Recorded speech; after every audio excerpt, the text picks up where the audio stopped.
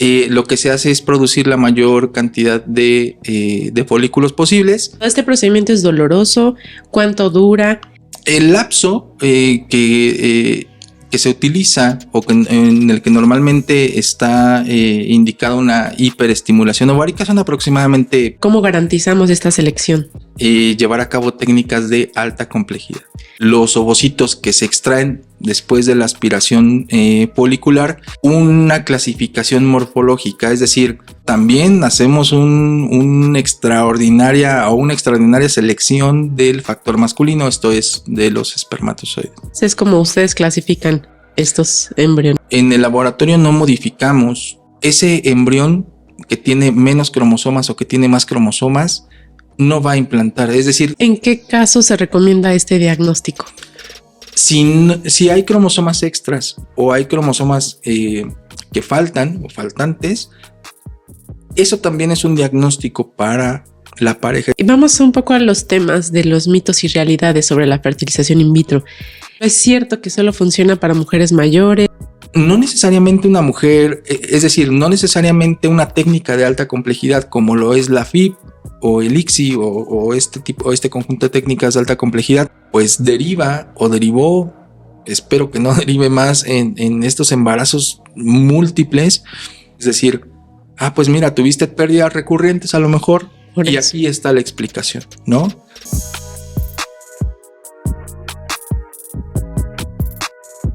Hola a todos, bienvenidos nuevamente a un episodio más de Nueva Vida, el podcast donde hablamos sobre fertilidad, reproducción asistida y todo lo que necesitas saber para dar ese gran paso hacia la familia que tanto sueñas. Yo soy Paulina Montañez, soy su anfitriona y quiero recordarles, si aún no lo has hecho, que puedes suscribirte a nuestro podcast en YouTube y Spotify para no perder ningún episodio. También te invito a seguirnos en nuestras redes sociales y a visitar nuestro sitio web en www.clinicacrealin.com, donde vas a encontrar información valiosa y todo el apoyo que necesitas. Hoy tenemos un episodio realmente especial. Vamos a hablar sobre fertilización in vitro paso a paso, todo lo que debes saber.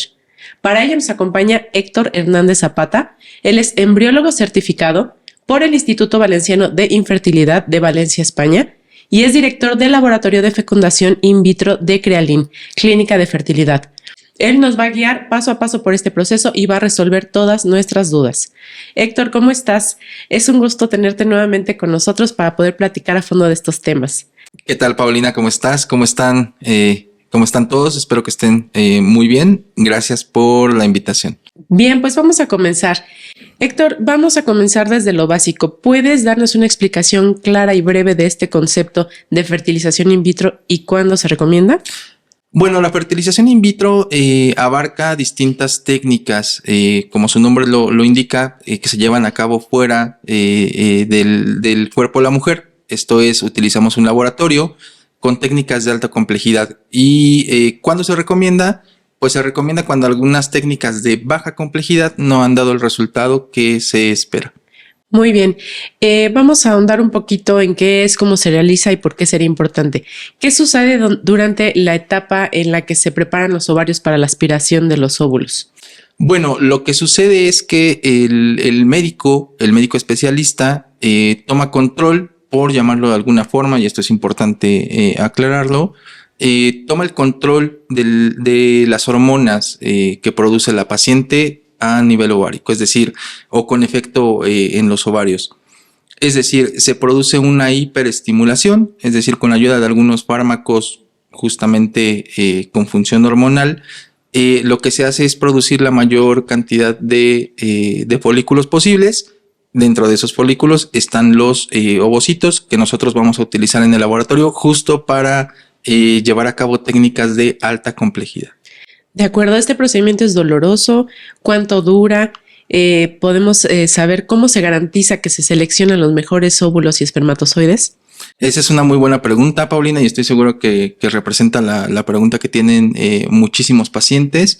Bueno, el lapso que se utiliza o en el que normalmente está indicada una hiperestimulación ovárica son aproximadamente 14 días, 15.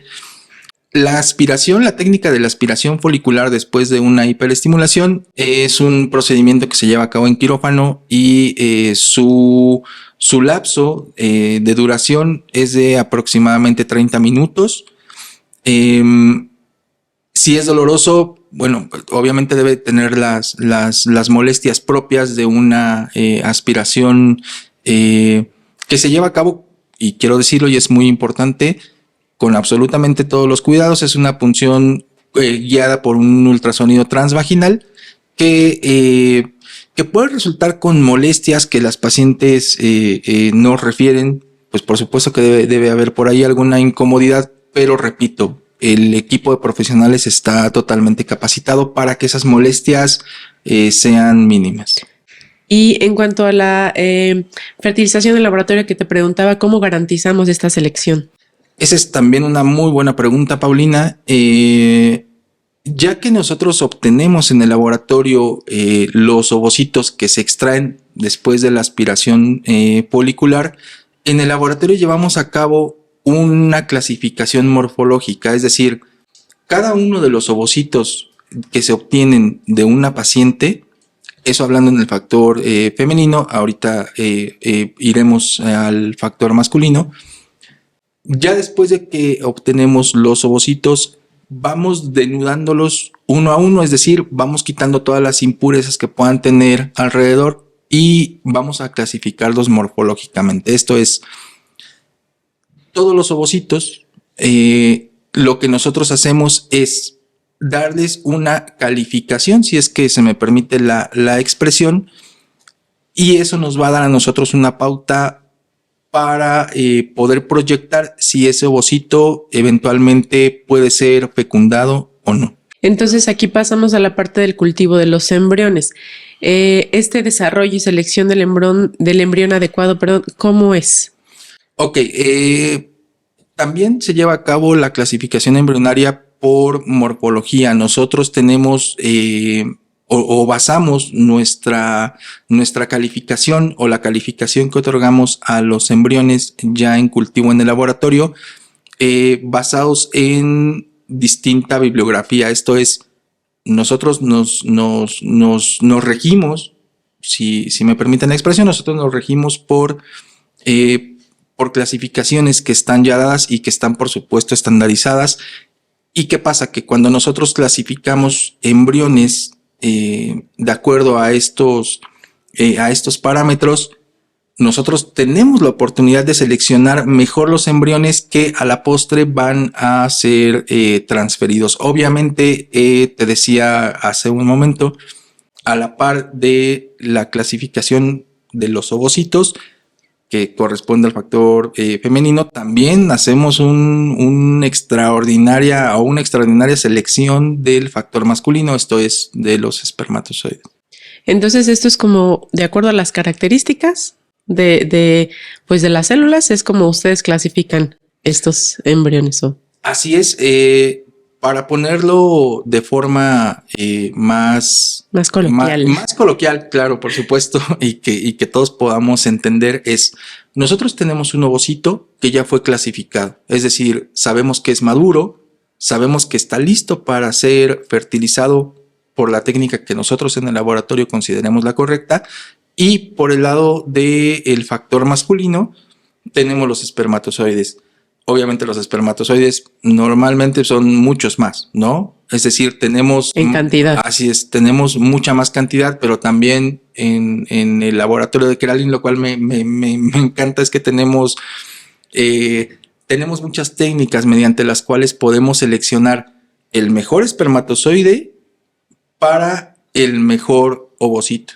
¿Sí me explico? Entonces ahí es donde nosotros llevamos a cabo la técnica de alta complejidad para dar origen a cigotos y eventualmente embriones y hacer la selección que tú comentabas, ¿no? Entonces sí debe ser un proceso muy específico y científicamente, detallado. Justo por lo que me dices, tienes más cantidad de espermatozoides, menos de ovocitos, y cómo haces ese match, ¿no? Así es. Al tiempo que tienes miles de cuántos... ¿Cuántos miles estamos hablando de espermatozoides? No, yo ahí te corrijo un poco, estamos hablando de millones en algunos casos, entonces la selección se vuelve más complicada. Titánica. Sí, pero eso en condiciones normales podría ser o podría sonar como una selección titánica, como bien comentas, pero no, aquí entra la tecnología que tenemos en el laboratorio de Keralin. Claro. Y aparte tenemos especialistas que nos hacen más fácil esa selección, es decir, cada departamento está liderado y comandado por profesionales que verdaderamente sabemos, me incluyo por supuesto, a lo que nos dedicamos. Entonces, si el departamento de andrología a mí como fecundación in vitro me da el mejor espermatozoide, yo selecciono el mejor ovocito y eso lo llevo al mejor equipo, es decir, me refiero a tecnología, por supuesto, lo llevo al mejor microscopio, al mejor microinyector. Pues imagínate, por resultado debemos tener un buen embrión. Pues las maravillas de la tecnología. Así ¿no? es. Y el capital humano, por supuesto. No, por supuesto, tienes que saber qué tuerca apretar para que eso funcione. Por supuesto. De acuerdo. Ahora, en la transferencia embrionaria, ¿cómo se realiza y qué sigue después? ¿Cuáles son los cuidados posteriores a esta transferencia? Ok, la transferencia embrionaria es el procedimiento que de alguna forma culmina todo este proceso que se llevó a cabo, obviamente con la parte médica, con la parte del laboratorio o los laboratorios, y se lleva a cabo en un quirófano, pero no quiere decir que sea un proceso o un procedimiento quirúrgico, es decir, esto ya sin anestesia, es un momento muy bonito. ¿Por qué? Porque nosotros ya seleccionamos los mejores embriones y ahí es donde la paciente los recibe y de ahí ya únicamente queda esperar la prueba de embarazo. Muy bien. Hablando del diagnóstico genético preimplantacional, pues una de las grandes ventajas de la fertilización in vitro es justamente este diagnóstico. ¿En qué consiste y qué beneficios tiene? El diagnóstico genético preimplantacional, que ahora mismo, y qué bueno que me haces estas preguntas, Paulina, ahora mismo ya se conoce de otra forma y se conoce con unas siglas un poco ahí más técnicas, que es PGTA, ¿no? Es un procedimiento que se lleva a cabo para determinar aneuploidías. ¿A qué voy con aneuploidías? Es la carga cromosómica, es decir, si puede haber más cromosomas o menos cromosomas en un embrión. Nosotros normalmente, en condiciones normales, tenemos 23 pares de cromosomas. Con este estudio, nosotros podemos hacer que un embrión nos arroje la información de si hay más cromosomas o menos cromosomas. Si me explico, eso a la postre puede llevar a una serie de enfermedades, ¿no? O padecimientos o patologías o condiciones incluso.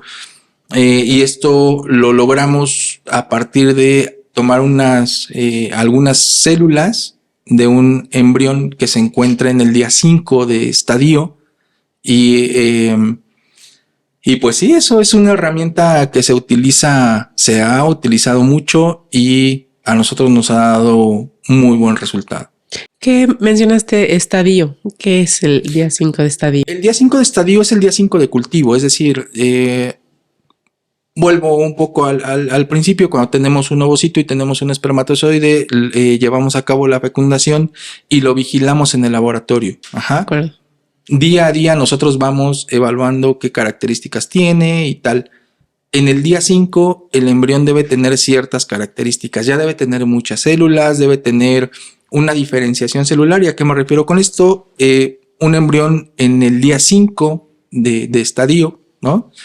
Tiene ya células que darán origen al feto y células que darán origen a la placenta. Entonces, si un embrión tiene esa clase de células en ese día, nosotros podemos tomar una muy pequeña porción de unas células que no afectan su desarrollo posterior imagínense que esas células nos arrojan información del sexo del bebé, Y por supuesto, lo que te comentaba, sí, los cromosomas están completos, ¿no? En número y en forma.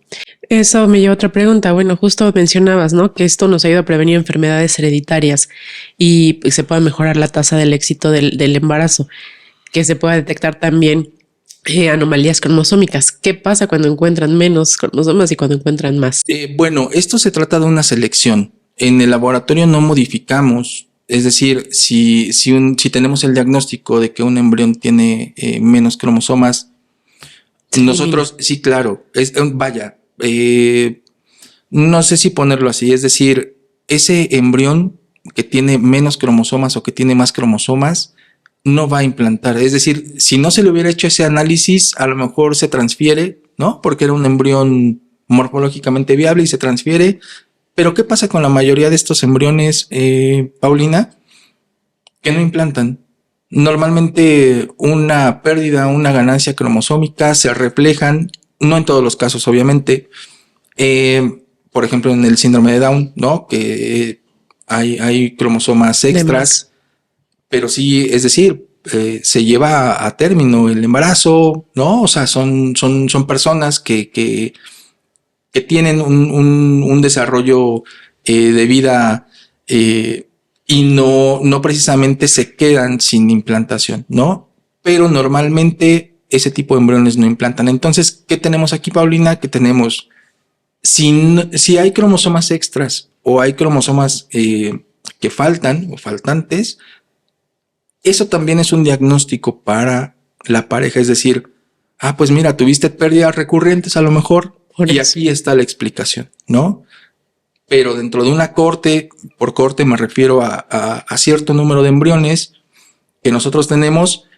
Por poner algún ejemplo, si tenemos 5 embriones diagnosticados por PGTA o por diagnóstico genético preimplantacional, a lo mejor 1 o 2 son cromosómicamente normales. Estos embriones tienen mayor probabilidad de generar un recién nacido vivo y sano en casa, que es lo más importante. Y entonces, ¿en qué caso se recomienda este diagnóstico? Mira, este proceso tiene indicaciones claras y precisas. Puede ser que una paciente que ya tenga abortos recurrentes o pérdidas recurrentes está indicadísima sí o sí para hacer un PGTA, ¿no? O también cuando se conoce algún padecimiento genético ligado a cierto cromosoma, también, por supuesto, si a lo mejor ya tuvieron una consulta genética y el genetista les dijo, oye, ¿sabes qué? Estoy viendo este resultado, ¿no? O sea, dentro de la historia clínica y tal, a lo mejor ustedes no pueden tener, no lo sé, por ejemplo, en el caso de una hemofilia, ¿no? Es decir, que está ligada a un cromosoma X, ahí ese tipo es decir, no quiero entrar mucho en esta cuestión, ¿no? Porque es muy técnica aparte, ¿no? Y es complicada. Pero ese tipo de factores, ese tipo de predisposiciones son las que una pareja debe hacer sí o sí PGTA. Y eso se detecta en la consulta, por supuesto. De acuerdo. Vamos a otro tema que genera mucha curiosidad sobre si la fertilización in vitro permite o no elegir el sexo del bebé. ¿Esto es cierto y cómo funciona? Sí, por supuesto. Cuando yo me refiero a que en el tamizaje o este análisis que nos arroja un embrión de día 5 con estas pequeñas células que le quitamos en el informe, ya como por default viene el sexo cromosómico del bebé, ¿no? Si es un XX, si es un XY, ¿no? Sí, eso se reporta siempre. Ahora, esto no se trata de una preferencia como tal, ¿no? O sea, no estamos hablando de que, es que yo quiero un niño o quiero una niña. Es decir, hablando de un tema, a veces puede ser sí cuando está indicado que una niña puede heredar cierto padecimiento, ¿no? O un niño. ¿Sí me explico? Sí. Pero generalmente no se hace por preferencia. Sino por predisposición. de enfermedades, ¿puede ser? A mí me gusta utilizar el término, sobre todo cuando ya están en consulta con el biólogo de la reproducción, es cuando es estrictamente necesario, ¿no? Pero de que se conoce el sexo cromosómico del bebé o los bebés, sí. Sí, se conoce muy bien. ¿Y esto cómo influye en las consideraciones éticas y legales sobre este tema en México? Bueno, ese tema no está... hay falta de legislación aún sobre ese tema, pero hemos estado muy atentos. Yo creo que es un tema que se va a tomar o a retomar, porque en algún momento me parece que ya ha estado por ahí en algún... en consideración, ¿no? Ya sea en Cámara de Diputados y eventualmente en Cámara de Senadores. Yo creo que es algo que estará regulado próximamente y espero que a todos nos deje satisfechos, ¿no? A profesionales de la salud, profesionales de laboratorio y por supuesto a pacientes. Muy bien. Y vamos un poco a los temas de los mitos y realidades sobre la fertilización in vitro.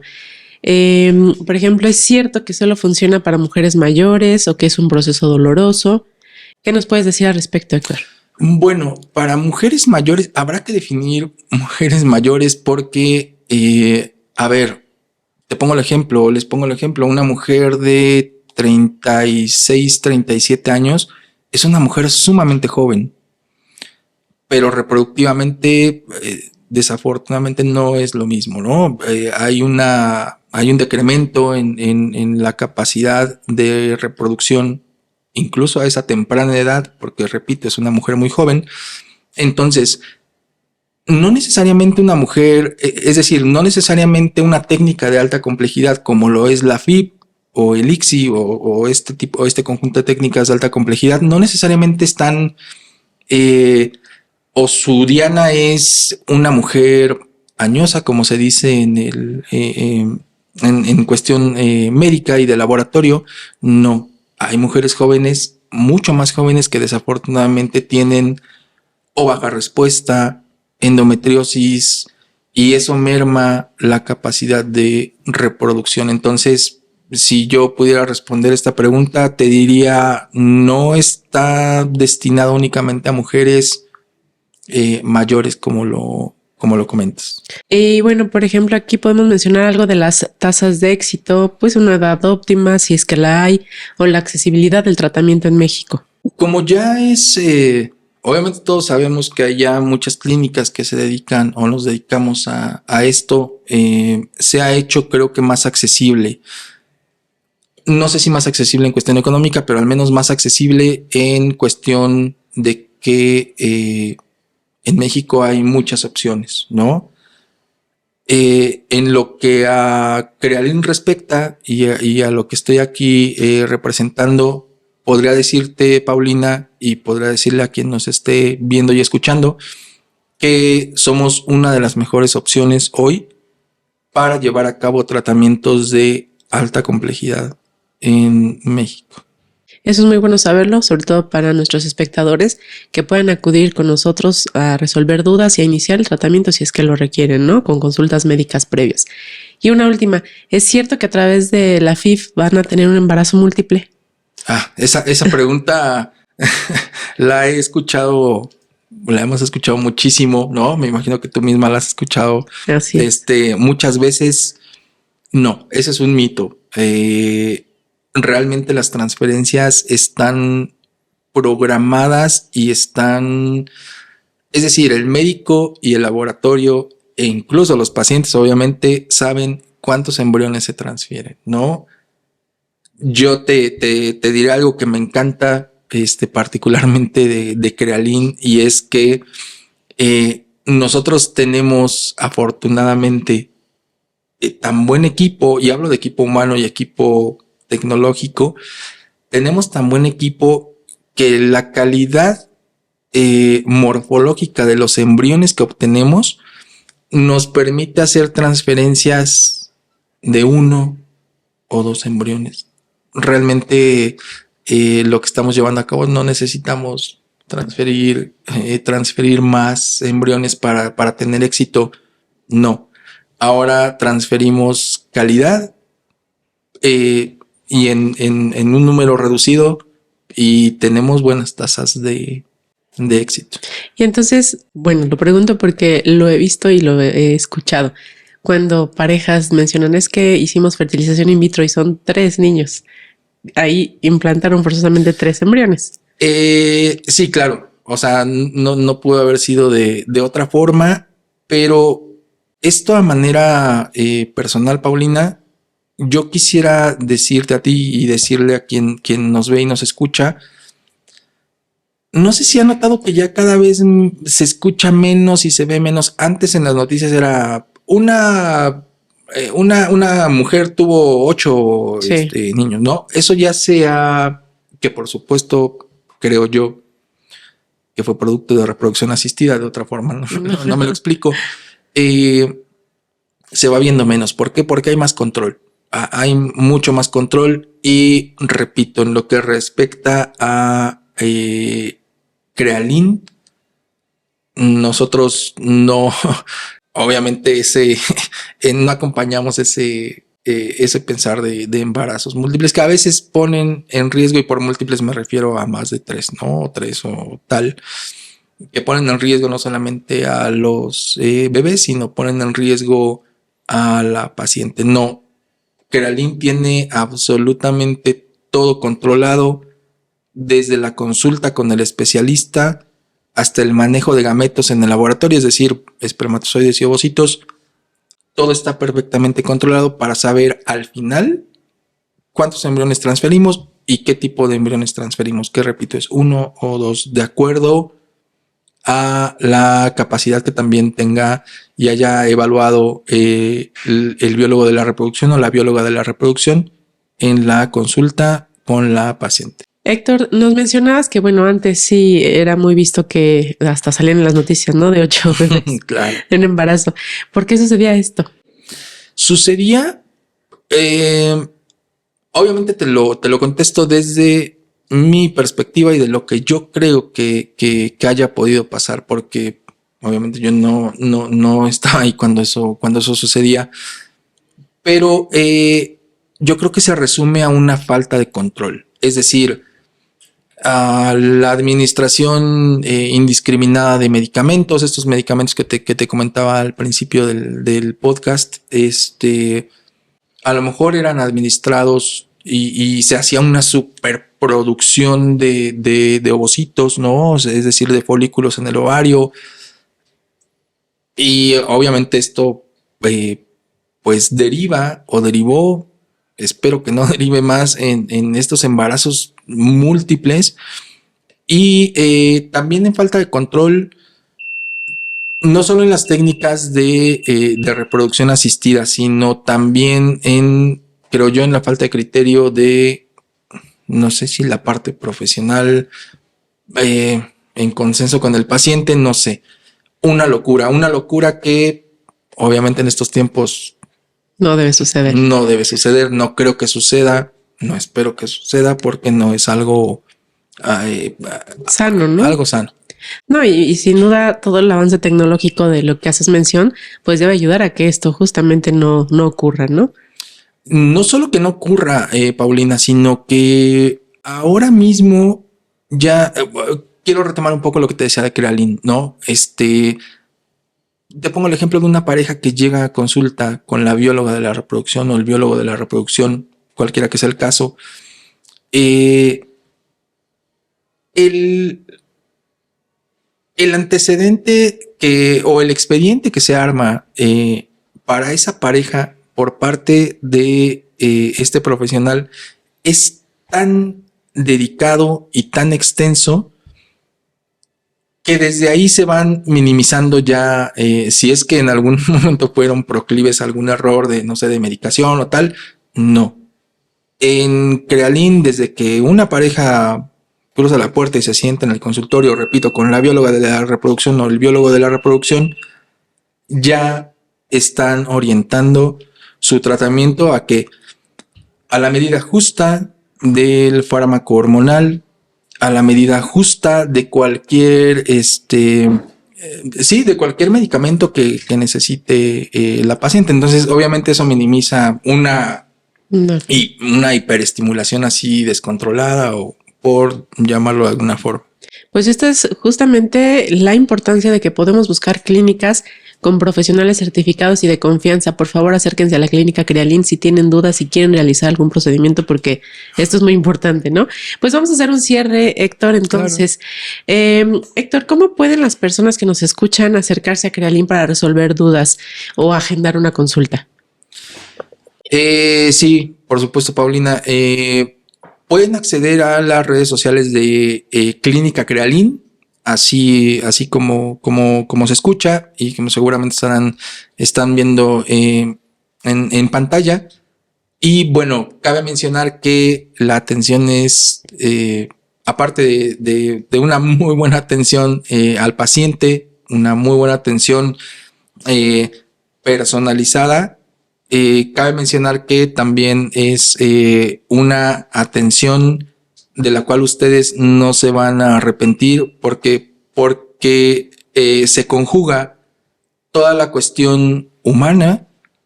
¿Por qué? Porque nosotros sabemos de su problema, nosotros hemos tratado y aparte con éxito muchísimos casos, y estarán... como pareja estarán de la mano con el especialista. Nunca se les deja a la deriva, solos. Sabemos el proceso por el cual están pasando. Cualquier profesional de Crealin, desde la atención al paciente hasta el biólogo o bióloga de la reproducción, laboratorio, asesores científicos, todos estamos con ustedes. Estamos en este camino que sabemos que están emprendiendo y sabemos que es duro. Nosotros lo sabemos. Entonces, acérquense a Crealin, Clínica Crealin, en redes sociales. Muy bien, pues es muy importante para las personas que nos escuchan, que nos ven y los futuros pacientes de la clínica, que sepan que tenemos opciones, que no están solos, como lo mencionaba Héctor, y pues que en Clínica Crealin estamos listos para que los podamos ayudar a cumplir su sueño de una forma puntual, precisa, científica, profesional, ¿no? Muchas gracias, Héctor, por esos comentarios. Pues bien, hemos llegado al final de este episodio. Espero que esta conversación con Héctor Hernández les haya dado claridad sobre este proceso de fertilización in vitro y les pueda inspirar a dar el siguiente paso con más confianza y obvio también con esperanza. No olviden suscribirse a Nueva Vida en YouTube y Spotify y seguirnos en redes sociales, visitar nuestro sitio web www.clinicacrealin.com para más información y saber recursos sobre los tratamientos de fertilidad. Héctor, te agradezco muchísimo habernos acompañado en este episodio. Nos escuchamos la siguiente semana con otros temas para que nos puedan ayudar en el camino a esta nueva vida. Héctor, ¿quieres despedirte? Gracias por la invitación. Estoy muy contento por solventar las dudas que podamos tener y aparte, o que puedan tener, y aparte, pues siempre les repito y les volveré a repetir: acudan a consulta y acudan a consulta. No hay más. Muy bien, pues muchas gracias otra vez y yo soy Paulina Montañez y recuerda que cada día es una oportunidad para comenzar una nueva vida. Muchas gracias.